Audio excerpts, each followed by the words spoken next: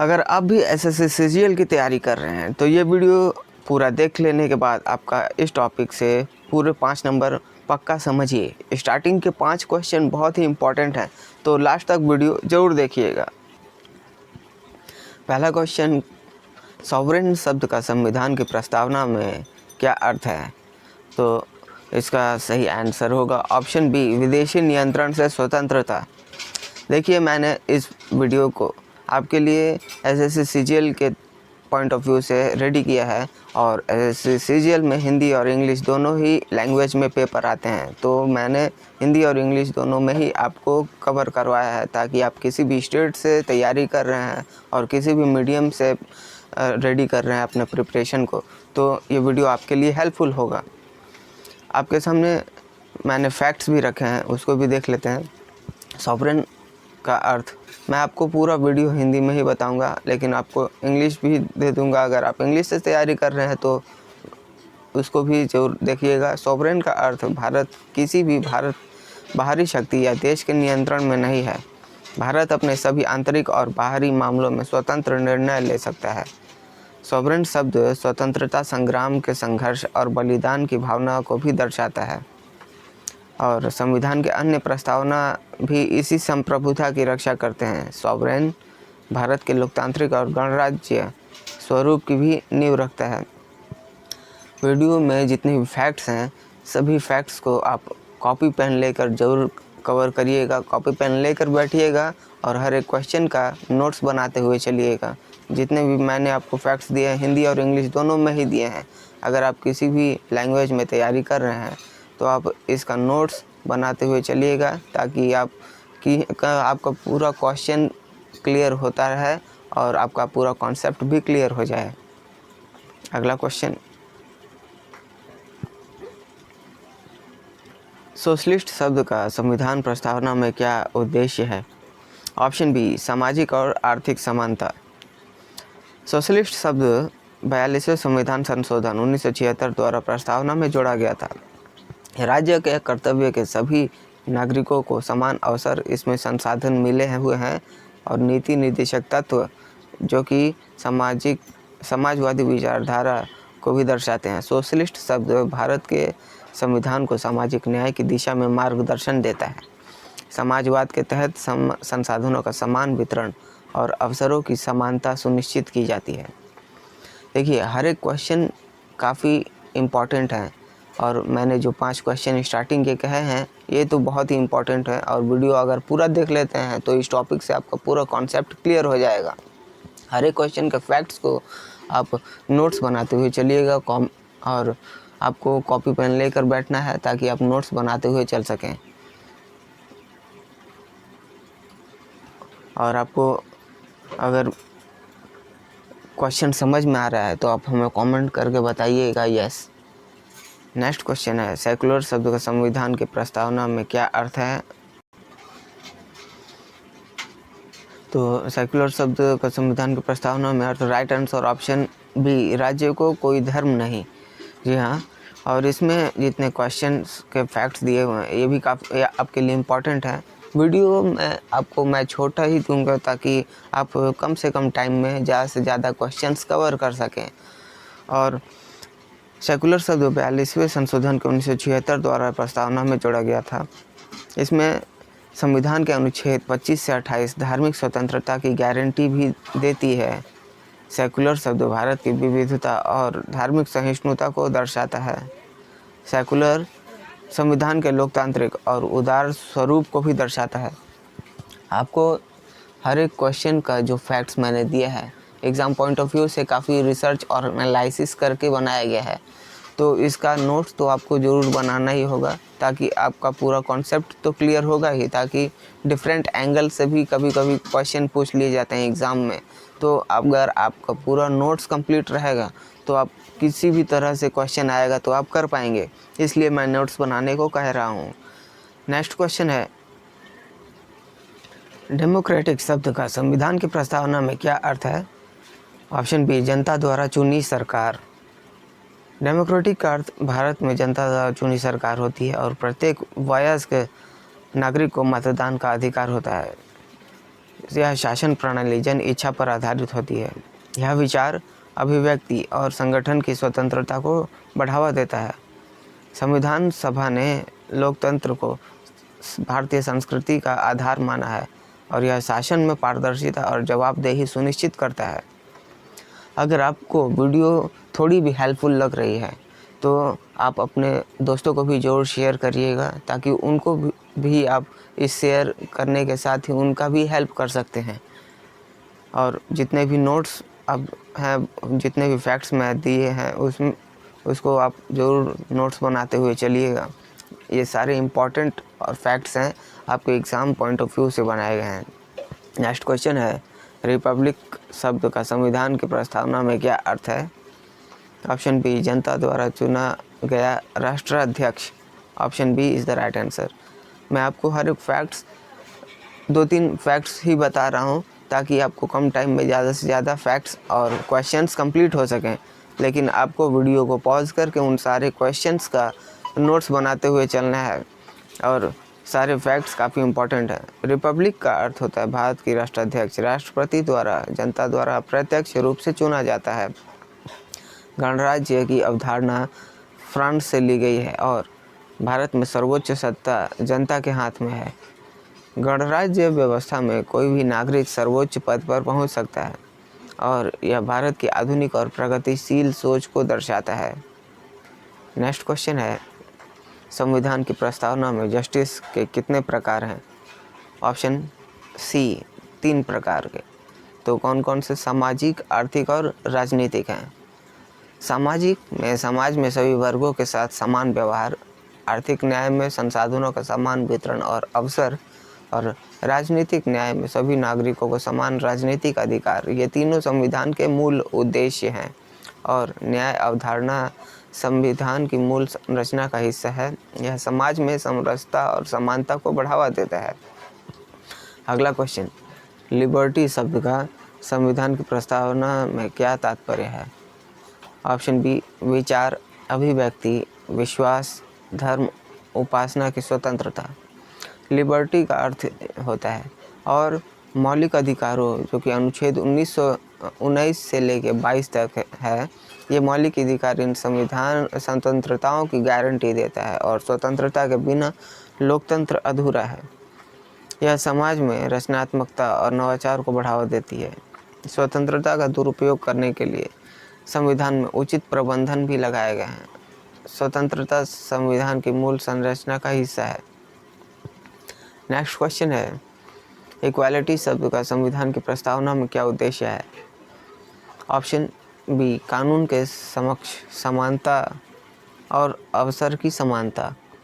सारे important facts हैं, आपको मैं बार बार इसलिए कह रहा हूँ क्योंकि ये फैक्ट्स ही हैं जो कि आपके पूरे कॉन्सेप्ट को क्लियर तो करेंगे ही, साथ में आपके पूरे जितने भी इम्पॉर्टेंट क्वेश्चंस हैं उनको भी आपको रेडी करते हुए चलेंगे। इक्वालिटी अर्थ सभी नागरिक कानूनों के समक्ष समान है और अनुच्छेद 14 से 18 के समानता के अधिकार की गारंटी देता है। समानता का उद्देश्य सामाजिक और आर्थिक असमानता को समाप्त करना है। यह लोकतंत्र और समाजवाद की भावना को मजबूत करता है। यह व्यक्ति की गरिमा की रक्षा करता है। फ्रेटर्निटी शब्द का संविधान की प्रस्तावना में क्या उद्देश्य है? ऑप्शन बी, भाईचारे की भावना और राष्ट्रीय एकता। फ्रेटर्निटी यह व्यक्ति की गरिमा और राष्ट्र की एकता अखंडता सुनिश्चित करता है। सांप्रदायिक, जातिवाद, क्षेत्रवाद आदि को भी रोकने में सहायता करता है। बंधुत्व में समाज में सहिष्णुता और समावेशिता बढ़ती है। बंधुत्व में नागरिकों में देशभक्ति और कर्तव्य की भावना आती है। सभी इम्पॉर्टेंट फैक्ट्स हैं, आपको नोट्स बनाते हुए चलना है। मैं आपको बार बार इसलिए कह रहा हूँ, काफ़ी इम्पॉर्टेंट क्वेश्चंस है और ये सारे इम्पॉर्टेंट फैक्ट्स हैं जो कि आपको आपके पूरे क्वेश्चंस का कॉन्सेप्ट क्लियर करवाएंगे। हिंदी और इंग्लिश दोनों में ही दिया जा रहा है, ताकि आप किसी भी लैंग्वेज में तैयारी कर रहे हैं ये आपके लिए काफ़ी इम्पॉर्टेंट होगा। नेक्स्ट क्वेश्चन है, अगला क्वेश्चन, भारतीय संविधान की प्रस्तावना कब अपनाई गई थी? ऑप्शन सी, 26 नवंबर 1949 को। हालांकि संविधान 26 जनवरी 1950 को लागू हुआ था और 26 नवंबर को संविधान दिवस के रूप में मनाया जाता है। यह संविधान के अन्य प्रावधानों की व्याख्या में भी सहायता करता है। अगला क्वेश्चन, भारतीय संविधान विश्व का सबसे लंबा लिखित संविधान क्यों है? ऑप्शन बी, भारत की विविधता और जटिलता के कारण। भारत संविधान में मूल रूप से 395 अनुच्छेद, 22 भाग और 8 अनुसूचियाँ, जो अब बढ़कर 470 प्लस अनुच्छेद हो गए हैं, 25 भाग हो गए हैं और 12 अनुसूचियाँ हो गई हैं। भारत में संघीय ढांचे के साथ साथ एकात्मकता भी है, जिसमें कई व्यवस्थाएं विस्तार से दी गई हैं। संविधान में मौलिक अधिकार, कर्तव्य, नीति निर्देशक तत्व, अनुसूचियाँ आदि विस्तार से लिखी गई हैं। नेक्स्ट क्वेश्चन, भारतीय संविधान में फेडरलिज्म विथ यूनिटरी बायस का क्या अर्थ है?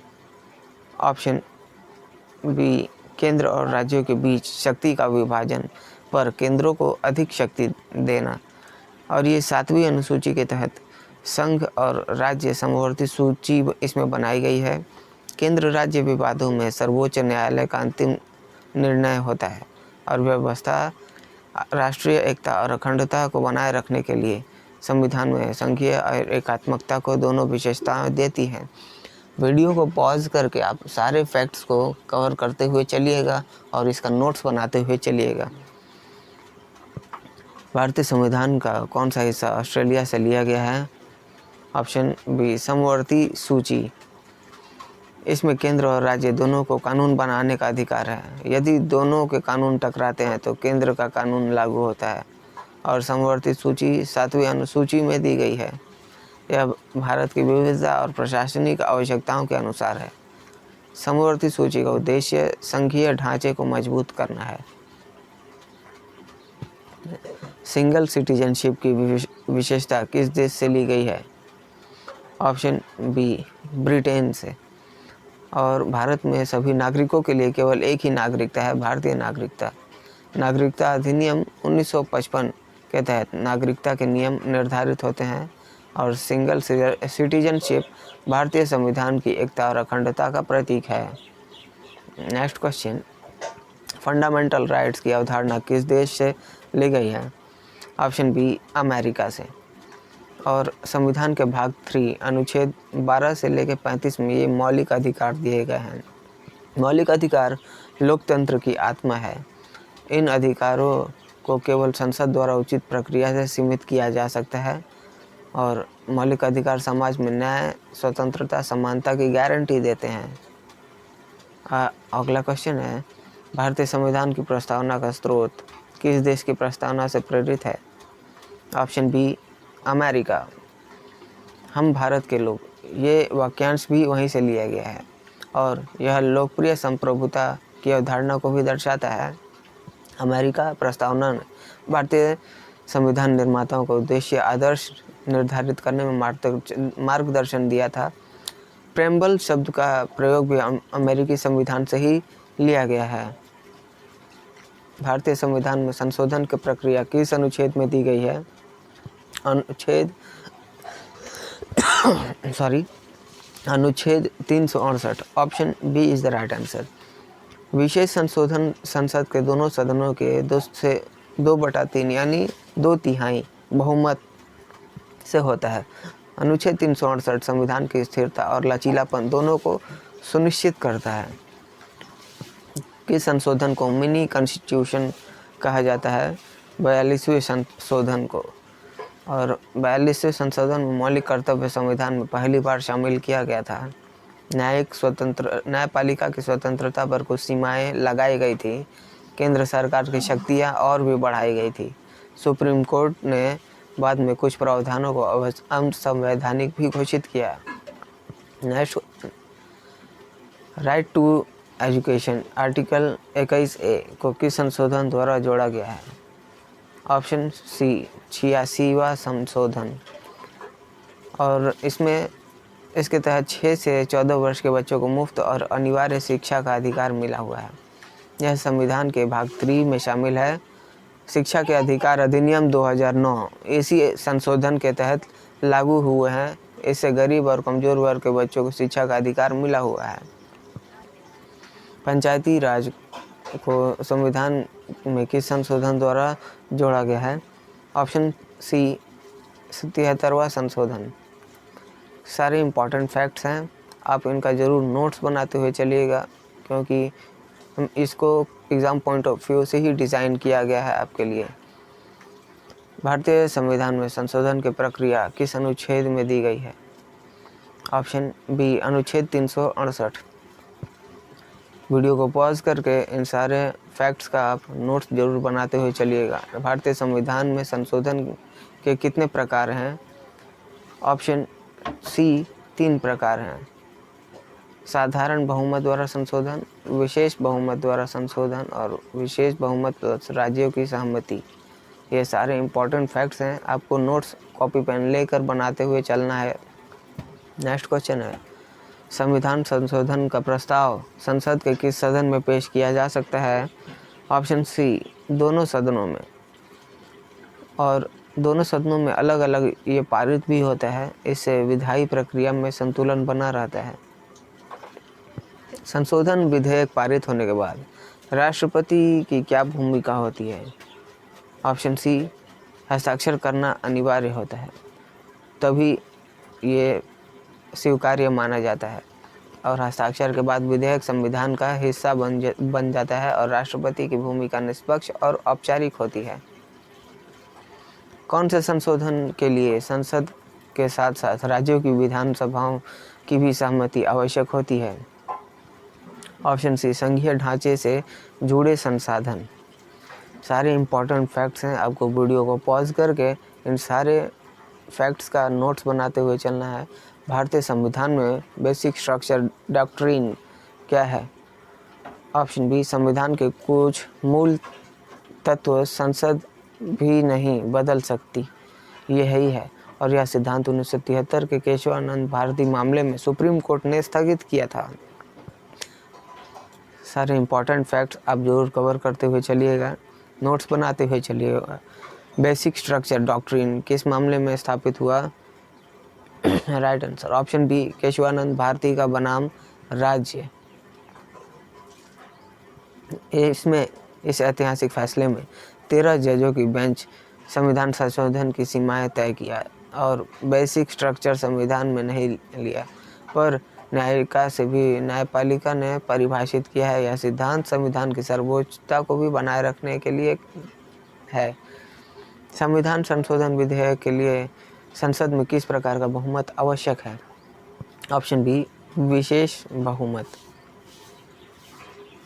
नेक्स्ट क्वेश्चन, संसद के किस संविधान संशोधन अधिकार को सुप्रीम कोर्ट ने बेसिक स्ट्रक्चर के तहत सीमित किया है?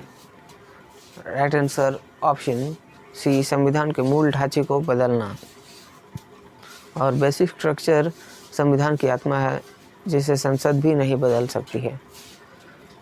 भारतीय संविधान को कितनी बार संशोधित किया जा चुका है? 2024 तक का एक रिकॉर्ड है, तो 2024 तक इसे ऑप्शन सी 105 बार संशोधित किया जा चुका है। इसमें पहला संशोधन 1951 में हुआ था और कई संशोधन ऐतिहासिक बने, जैसे कि 42वां संशोधन, 44वां, 73वां, 86वां संशोधन, ये ऐतिहासिक बन चुके हैं। सो स्टूडेंट्स, ये थे आज के हमारे जितनी भी इम्पॉर्टेंट क्वेश्चंस थे, उन सभी को मैंने इस वीडियो में कवर किया है। जनरल अवेयरनेस में जिन टॉपिक्स पर तैयारी करना है, अगर आपको नहीं मालूम है तो मैं हूँ ना, आपको पूरी तरह से सारे टॉपिक्स को क्लियर करता हुआ चल रहा हूँ और आपके लिए प्लेलिस्ट भी बना दिया है मैंने आपको अपने चैनल पे, तो वहाँ पे आप जाके उन सारे टॉपिक्स के ऊपर वीडियो आप प्रिपेयर कर सकते हैं, अपनी तैयारी को बूस्ट कर सकते हैं और जनरल अवेयरनेस की तैयारी को पक्का करिए। तो अगर आपको वीडियो पसंद आई है तो वीडियो पर एक लाइक ज़रूर करिएगा और चैनल पर नए हैं तो चैनल को भी ज़रूर सब्सक्राइब कर लीजिएगा, क्योंकि इस तरह के वैल्यूबल वीडियोस मैं आपके लिए हमेशा बनाते रहता हूँ। तो चलिए मिलते हैं नेक्स्ट वीडियो में, तब तक के लिए कीप वॉचिंग, कीप प्रिपेयरिंग।